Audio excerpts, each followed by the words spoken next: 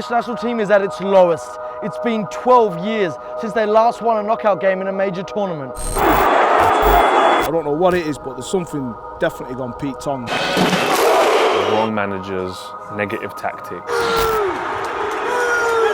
It's just a wet fart. Like, they haven't given it their all, they've given it nothing. Fuck off! You know, we should be doing a lot better.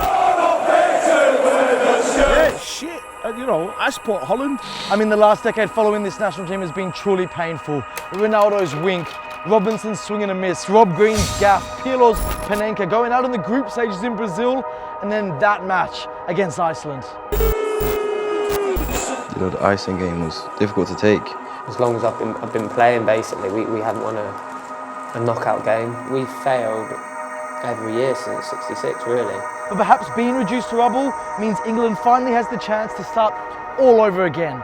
Fresh, from the players to the media to the fans. As Russia 2018 approaches, this is ground zero.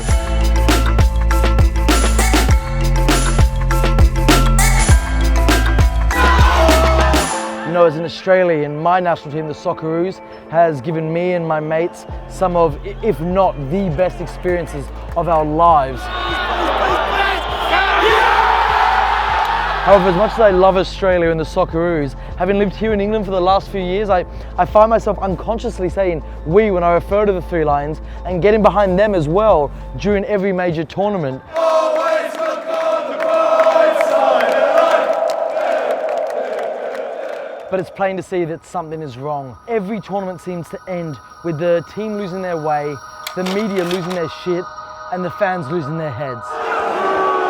Look, I think everyone's got their reasoning for why the English national team has become so synonymous with failure. But for me, for this film, I really want to look at one aspect that I think has contributed so heavily to the underwhelming performances we've seen of the last few years, if not decades. I mean, how is it that so many young stars who tear it up in the Premier League, arguably the best football league in the world, freeze when they throw on that English national team kit? I think England fail at tournaments purely to do with the pressure. I think it's an internal thing, I think it's an external thing. The players feel like this insane pressure from the fans and from the media as well. At this precise point, the media coverage has, in a footballing sense, been pretty positive. But the question is, come the 18th of June, if that game doesn't go to plan, what's the reaction going to be like then? I remember like my first game in the Euros. I thought I'd done alright. Got past my opponent a couple of times, put a couple of balls in, and you just get caned. I don't think it's out of order to say the media are partly to blame at all. Negativity breeds, and it certainly gets more clicks than positivity. Because they build them up so much. And as soon as they slightest slip up, and they just want to see them get knocked down. they're on them. We're only a small island. There's an expectation on them all the time, and it shouldn't be. We might say that we don't hear things and all this stuff, but we do. You have to not let all the media talk affect your game, because otherwise it can engulf you. Some players, I'm sure, would be scared, to have a bad game. They love the negativity. They love catching someone being wrong. It's like this cycle that's just going to go on and on. You're better off not reading it because it can bring you down. You might say, yeah, you're professional, get on with it. You even get 5 seconds of that, you're just like...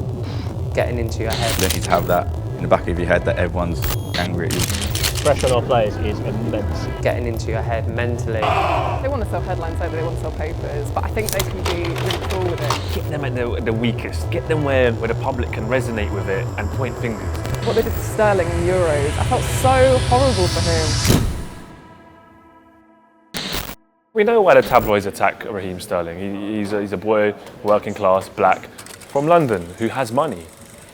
And that annoys people at certain tabloids. Well, he grew up in northwest London, I'm from East London, he played for Liverpool and West Ham, and it's like, I don't feel any sort of connection with him whatsoever. But seeing the treatment he got definitely made me sympathise with him. Now I'm just constantly, there's something bad that will come off this. If I do this, there's something bad. So I don't even thinking like, I'm going out tonight to eat some food, and no, if I go out tonight, something bad's gonna happen. There have been endless stories about his blinged up car and his flash house. Which are loaded phrases in themselves, and I personally think are disgraceful. You see Raheem, he's got a Range Rover. What are you going to do with 200 grand? What's he meant to do? What? He bought his mum a house and they were like, Raheem buys mum a house. Bruv, they'll do anything to find a scapegoat. Anything that happens, my mum's always on the phone, she's more the one that's stronger than me. She'll tell me how to get through it, like, don't pay any attention, but there's been times that she's close to breaking. When my other teammates getting hurt, I'm getting hurt because I know that we're not getting the best out of him. Until football's finished, I'm trying to keep as much as I can, stay at my house, watch TV. No one can say nothing. Now you're in your house, no one can say anything. And as if to prove a point, only a few weeks after we chatted to Raheem and less than 3 weeks before the tournament started, this happened.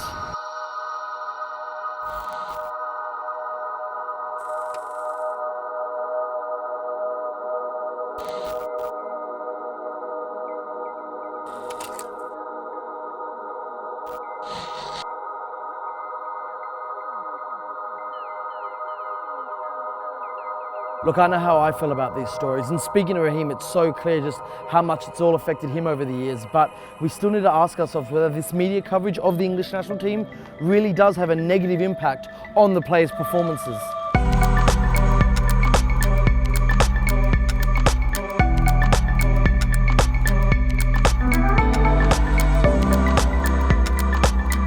There's some absolutely special players in there, and I sometimes looking in awe, thinking like, wow, like you're playing like you're in the park, but I don't really see that at England level.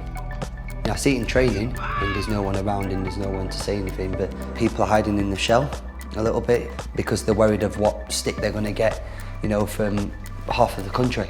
It is really tempting to kind of look at the media in all this and to say there's a kind of a certain tone and a glee in the team failing, which is a really difficult thing. If you're going to say the players are affected by that, there's a big part of me that feels they probably shouldn't be. But the thing is, it seems like they are. In fact, if you look at this Daily Telegraph article written by Steven Gerrard himself, he touched on just how much that media scrutiny affected him before he went out to play for England. He goes on to say, I hate to say it, but your mind drifts to what the coverage is going to be like back home and the level of criticism you're going to get. You can't stop yourself. And I think this starts to help explain just what happened against Iceland. The players froze, and they said afterwards, we felt embarrassed. We felt embarrassed, we felt shame. In any walk of life, you feel you're being judged, that can lead to a stress response. What is the ultimate source of feeling judged from a social perspective is the media. It's people who can get their message out to a nation. If you're scared that when you make a bad pass or you miss a goal that you're going to be scrutinised and everyone's going to jump on your back, you maybe won't take that chance that was there or that risky pass because you're scared of everything that's going to come with it. You're essentially suffering from performance anxiety. And what performance anxiety does is it creates tunnel vision. So you can't see the 360-degree view around you. You're not going to see the runs of your teammates, and your decision-making suffers. There is a legitimate case to be made that the legacy of the negative headlines does have an impact on the way the team plays. But I want to hear from journalists to see how they feel about that and what they see their responsibility is when covering England. To tell it how it is and to let the nation know what's going on behind the scenes and to keep everybody updated with the news in the camp, but also to kind of be positive. People just don't believe us, but we would love to see us have a successful national team. At the same time, it's a two-way street. We need performances. We need something to get excited about. Now, of course, I'm not advocating for people to lie or to paint these ludicrously rosy pictures of England performances when they actually play poorly. I completely agree with that, because we shouldn't have lost. I think that is fair criticism that we need to take on our chin. If we've had a bad tournament and we deserve the criticism after, then I'll hold my hands up and I'll quite happily do an interview with anyone and you can criticise me to my face, that's not a problem. It's refreshing to hear that what Carl Walker thought about the coverage in terms of England got knocked out, okay, we deserved that, we'll take that on the chin. But the question for me is if that tone, that content and that level of criticism is justified, if it's fair and if it's really in the remit of the press to react the way they do to England's performances. I think there have been times where they've not taken their responsibility quite right. They've searched for negative stories around squads in previous years. I think we had to take it on the chin, but I think the first story that came out and some of the lads were saying they was talking about our watches.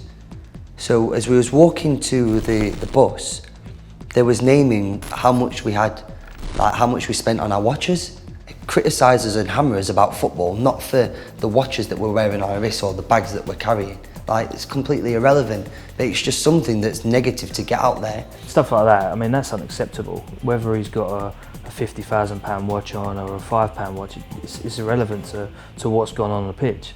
And I'd hope that, you know, for us, we wouldn't really dwell on things like that. And I think it's unfair for those players to be criticised. But there's no doubt that certain sections of the press act irresponsibly, and those clickbait articles, like the ones aimed at Raheem, they're only created to elicit negative reactions and perpetuate narratives that the people in the media created themselves. However, it'd be unfair to tarnish everyone with the same brush, as many journalists are looking to build relationships with the players and create a better environment with the squad. You do know some players and have better relationships with some than others. You know someone, you think twice about criticising. It's just natural in life, I think. And hey, we at Copenhagen, we've got to put our hands up and say, we're not innocent in all of this. England are going to do nothing, as usual. So with all of that in mind, what would happen if we all just try to look at the next few tournaments differently? I think we've got a younger group here that hasn't been scarred by previous failures or previous disappointments with the national team, and they are approaching the whole thing with a certain freshness. And they do look as if they enjoy themselves. There were people that were smiling and joking in that room today. So we want to see what would happen if perhaps we just stopped questioning the pride, passion, commitment of this team, stop measuring them up against unrealistic expectations and stop seeing their shortcomings as some kind of moral failure. Because then perhaps, maybe, just maybe, we would unburden the team and allow them to play with the freedom they need to perform. Let's try something different. Let's try a bit of positivity.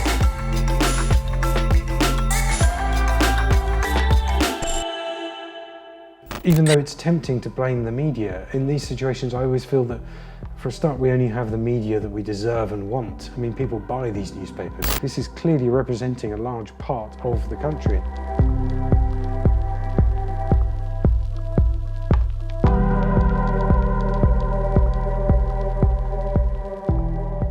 What's that? Yeah, talk like that for the... Oh, is my Aussie accent? It's too fast?